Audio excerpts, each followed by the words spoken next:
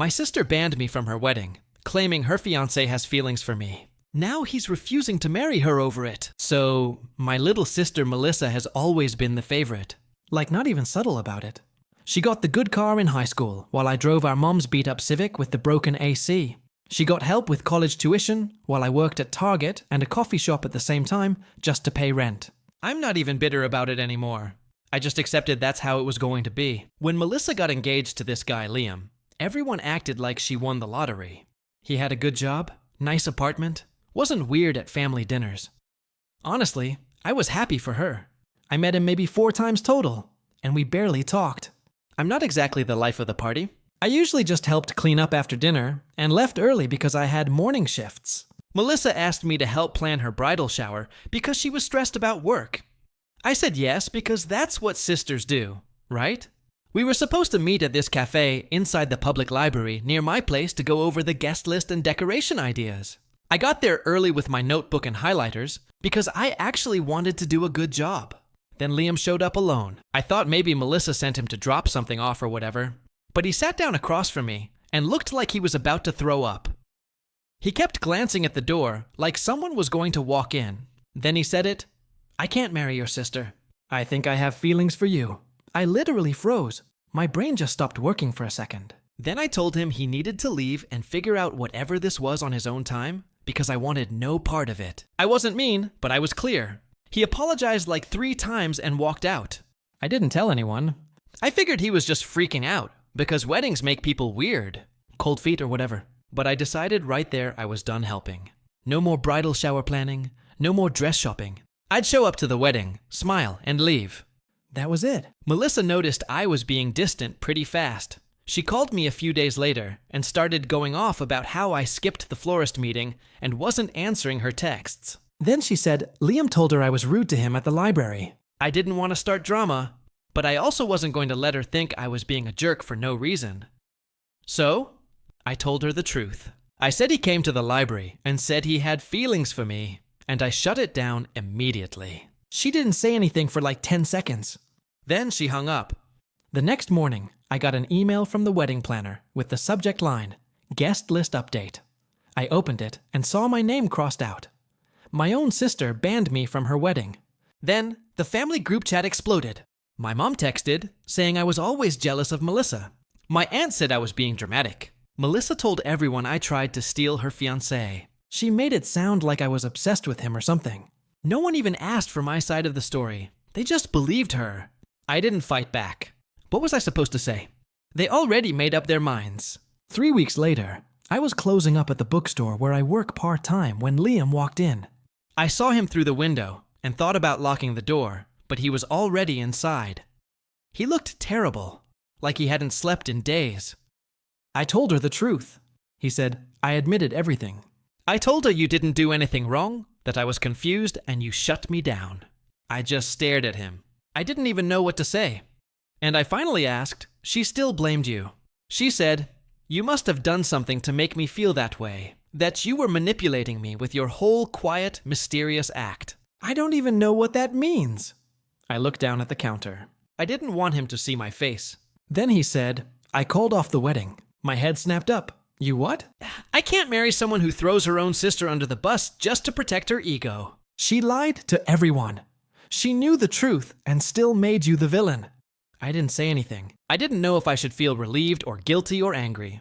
Maybe all 3. He left after that. Didn't ask me out or try to make it about us. He just left. That night, I checked my phone and had 27 texts from Melissa.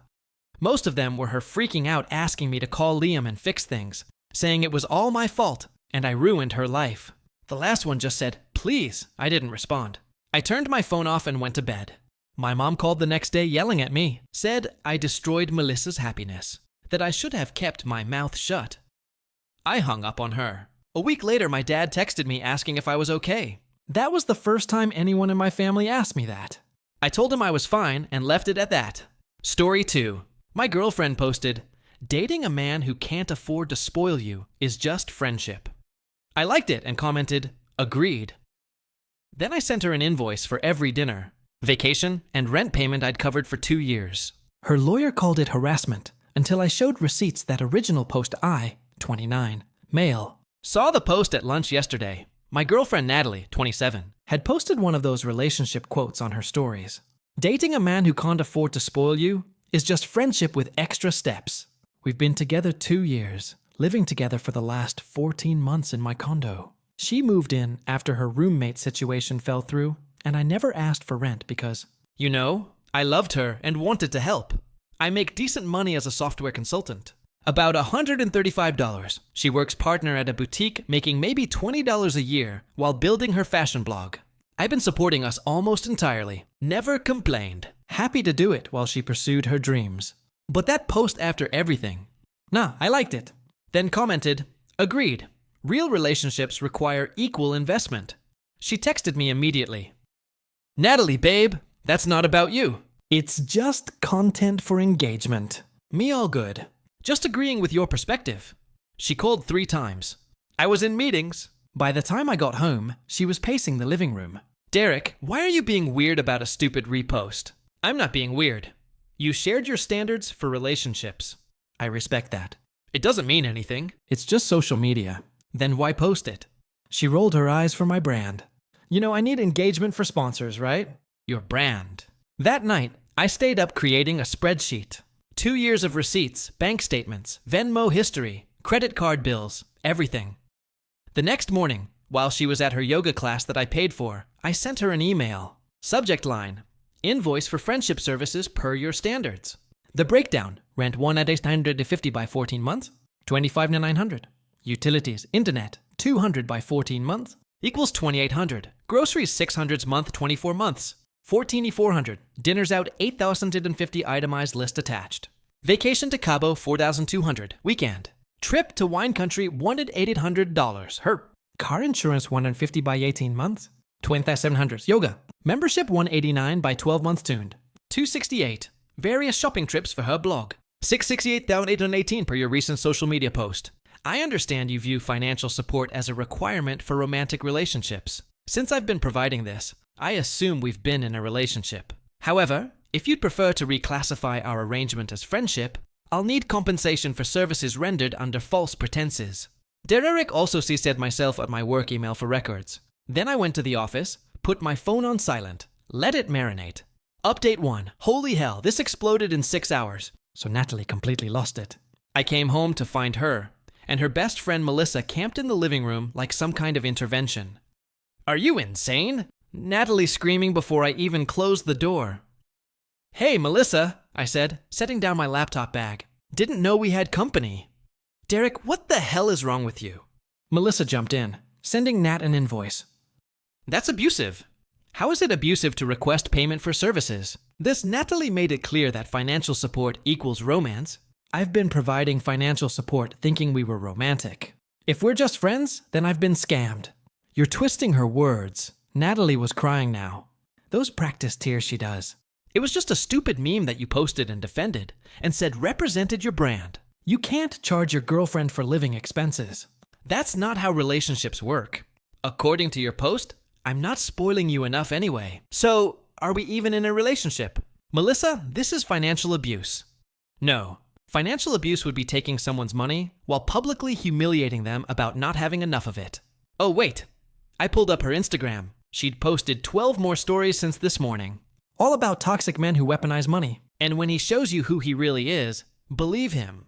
And my personal favorite, some men think basic support is spoiling. Lol, couldn't be me. Natalie, you've spent all day publicly trashing me while living in my home rentrée, but I'm the toxic one. She switched tactics, grabbed my hands. Baby, I'm sorry. I didn't mean it like that.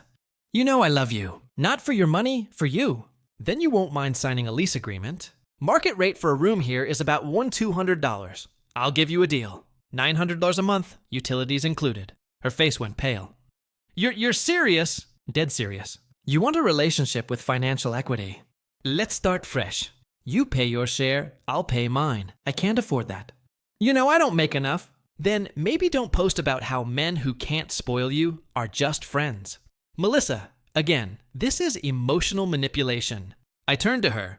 Melissa, don't you still owe Natalie $300 from Coachella? The Coachella I paid for. Maybe sit this one out.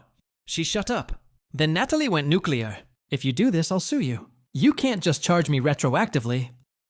I'll get a lawyer. Please do. I have 2 years of texts where you acknowledge this is my place. You're staying temporarily, and you're grateful I'm not charging rent. My lawyer would love to see those. She stared at me, then grabbed her phone and started recording. Derek is financially abusing me. He's trying to make me pay $68,000 for being his girlfriend. This is what happens when insecure men. I pulled out my phone and started reading her texts. November 2022. Thank you, baby, for letting me stay without paying. You're literally saving my life. March 2023. Can't wait until my blog takes off so I can spoil you like you spoil me. June 2023. My friends are so jealous that you take care of everything. I'm so lucky. She stopped recording. Here's the kicker. I wasn't even serious about the invoice. I just wanted her to see the hypocrisy. But her reaction, the immediate threats, the social media campaign, the victim plane, that's showing me everything. I gave her 30 days notice to move out, official letter, and everything. She hasn't spoken to me since, except to post more stories about escaping financial abuse. Her mom called me this morning. We need to talk about that conversation. Update 2. The mom conversation was enlightening. Patricia called at 7:00 a.m. I was getting ready for work. Derek, we need to discuss this situation with Natalie. Good morning to you too, Patricia. Don't be smart. What's this about you evicting my daughter and sending her a bill? The bill was to make a point about her social media post. The eviction is because we're clearly incompatible. Over a Facebook post. Are you 12? It wasn't Facebook, and it wasn't just the post. It's the pattern. Your daughter thinks relationships are transactional, but only in one direction. There was a pause. Then Patricia sighed. How much has she taken you for? Wait, what? You know, Derek, I love my daughter, but I'm not blind. She did the same thing with Bradley and Connor before that. Lives rentrée, builds up her brand, then moves on when they want her to contribute. I sat down. You know she does this. Where do you think she learned it? Her father spoiled her rotten before the divorce. Then he remarried and cut her off. She's been chasing that lifestyle ever since. And you're okay with this? I'm not okay with it. I've told her repeatedly to get a real job, but she blocks me when I bring it up. Unblocks me when she needs something. So what do you want from me? Give her another chance. She does care about you. You lasted longer than the others. Patricia, she's currently online telling people I'm abusive. She'll delete those once she calms down. That's not the point. She thinks I'm a wallet with legs. Your daughter doesn't want a partner. She wants a sponsor. She's just scared of being poor. After the divorce, Patricia, respectfully, that was over a decade ago. She's had plenty of time to develop job skills. Instead, she's developed manipulation skills. Patricia got quiet. Then the invoice, was it real? $68,000. Yeah, over 2 years. Jesus Christ, I had no idea it was that much. That's not even counting the designer bags she bought for the blog that she needed me to invest in. Derek, I'm sorry. I really am. I tried raising her better. I believe you. Can you just not kick her out? Give her time to find a place. She has 30 days. That's standard. She won't find anything in 30 days. Not in her budget. Then maybe she should get a full-time job or move back with you. I live in a 1-bedroom. That's not my problem anymore, Patricia. She hung up. Meanwhile, Natalie escalated on social media. She started a TikTok series, Escaping Financial Abuse. My story. Episode 1 got 50K views. She cried about how her narcissist ex, I'm not her ex yet, she still lives here, is charging her for being in love.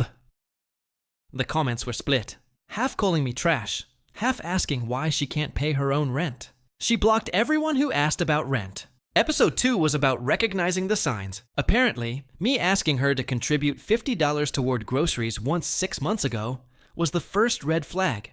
Episode 3 is where she messed up. She showed proof of my abuse, the invoice email, but she didn't crop it properly. You could see my entire breakdown, including the part about the designer bags and the yoga membership. And Cabo the comments turned, girl, he paid your rent for over a year. $189 a month for yoga. He spent $70K on you, and you're the victim. This man paid for your entire life, and you're mad. She deleted the video, but the internet is forever. Someone reposted it on Twitter with, "This is why I'm single," and it went viral. Then last night around 1,000 p.m., she tried a different approach. She came to the bedroom in lingerie I bought her for Valentine's Day. Baby, can we talk? We can talk while you're dressed. Don't you find me attractive anymore? Natalie, you've spent 3 days calling me an abuser online. That's not exactly foreplay. She started crying. Real tears this time. I'm scared, okay? I don't know how to be on my own. I've never had to be. You're 27, that's not my fault. I know I messed up. The post was stupid. I didn't mean it. You meant it enough to defend it, then to attack me when I called you out. I was embarrassed. My followers expect a certain image. Your followers? The 3,000 bots you bought? She flinched. Yeah, I knew about those too. Derek, please. I'll delete everything. I'll get a full-time job. I'll pay rent. Just don't make me leave. The lease agreement is on the kitchen counter. $900 a month first and last up front. I don't have $1,800. Then you have 27 days to figure it out. She slammed the bedroom door so hard my neighbor texted asking if everything was okay. This morning, I woke up to 73 messages from her friends, her mom again, and random Instagram accounts calling me everything from broke boy to financial terrorist. But the best message was from Bradley, her ex, the one Patricia mentioned. Bro, just saw what's happening. She pulled the same thing with me. Called me financially abusive when I asked her to pay for her own Netflix. Stay strong. It gets easier once she's out. He attached screenshots of her doing the exact same TikTok series about him 2 years ago. Same script, same tears, same lingering attempt. At least I know it's not personal. I'm just the latest season of Natalie Needs a Sponsor. 24 days until she's gone. Final update. It's been 2 weeks since the eviction notice. Natalie moved out 3 days ago. Here's how it ended. First, she tried the legal threat. Some lawyer friend of Melissa's sent me a cease and desist about the invoice, calling it intentional infliction of emotional distress and demanding I pay Natalie $10,000 for reputational damage.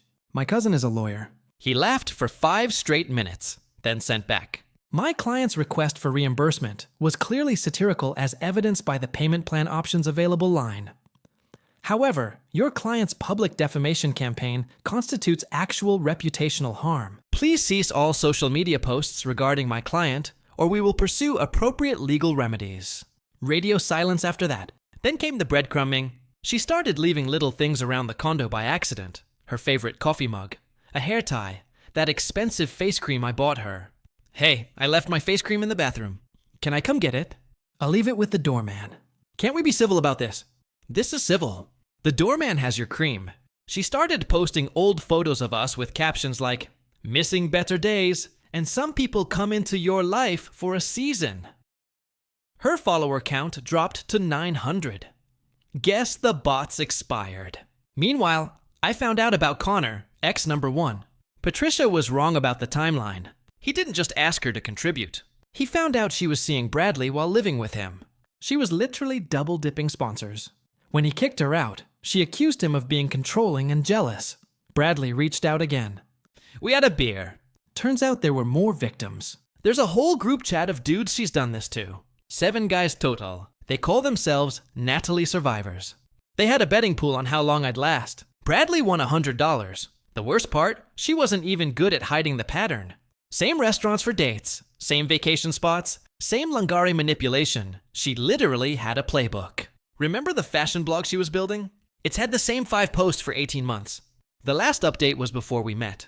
The Instagram was her real job finding the next sponsor. 3 days before move out, she made one final play. She showed up with her new boyfriend, Tom, some gym bro who clearly peaked in high school. Derek, this is Tom. He's helping me move. Tom tried to do the alpha handshake thing. I just nodded. Cool. Everything needs to be out by 5 p.m. Sunday. Actually, Natalie smirked. Tom's a paralegal. He says I have tenant rights. You can't just evict me. You're not a tenant. You're a guest. No lease, no rent payments, no tenant rights, Tom puffed up. Actually, if she's been here over 30 days, she has. Which is why I gave her 30 days notice instead of asking her to leave immediately. Here's the documentation. Notarized and perfectly legal. I showed him the paperwork my cousin prepared. Tom deflated. Oh, Natalie's face was priceless. She really thought she found another angle. While they were packing, I heard her telling Tom about how I was intimidated by strong women and couldn't handle her success. Tom loading her 3rd box of designer bags. What kind of success? My social media presence. How much do you make from that? Silence. They were gone in 2 hours. The aftermath has been interesting. She tried spinning it one more time. Posted about starting fresh and leaving toxic situations, but nobody was buying it anymore. Her comment sections were brutal. Girl, you haven't had a job in 2 years. Didn't you do this exact same thing to Bradley? Tom, run, bro. The Natalie Survivors Group. Chat welcomed me officially. Connor sent a cake to my office that said, "Congratulations on your freedom." My co-workers were confused. I didn't explain. Patricia texted yesterday. Tom's mom just called me. He's already asking questions about the rent situation. I give it 2 weeks. The group chat has a new betting pool. I put $20 on 10 days. Here's what I learned. Some people see relationships as investments, what they put in versus what they get out. But Natalie, she saw them as free trials. Use all the premium features. Cancel before they charge you. Move to the next service. The invoice wasn't about the money. I make good money, I'll recover. It was about showing her that I saw through the game. That her just a meme post was actually her business model. She wanted to date someone who could spoil her. Cool. But that's not dating. That's an arrangement. And arrangements require contracts, terms, and usually payment for services. My condo's quiet now. Peaceful. I got a plant. Named it Financial Independence. Tom lasted 8 days. Connor won the pool. Natalie's already posting inspirational quotes about knowing your worth with selfies from her mom's couch. Her bio now says entrepreneur, influencer, Phoenix rising. Phoenix from what? The ashes of her sponsorship model, Bradley suggested we make a documentary. The Natalie method, a cautionary tale. We're joking mostly, but if she posts one more thing about escaping financial abuse while simultaneously looking for someone to pay her bills, we might actually do it. The best revenge wasn't the invoice or the eviction or the viral TikTok fail. It was her telling everyone I was cheap while desperately trying to find another man to pay her rent. Proving my point better than I ever could. Sometimes the trash takes itself out. You just have to change the locks after. Worth every penny of the 68-48 lesson.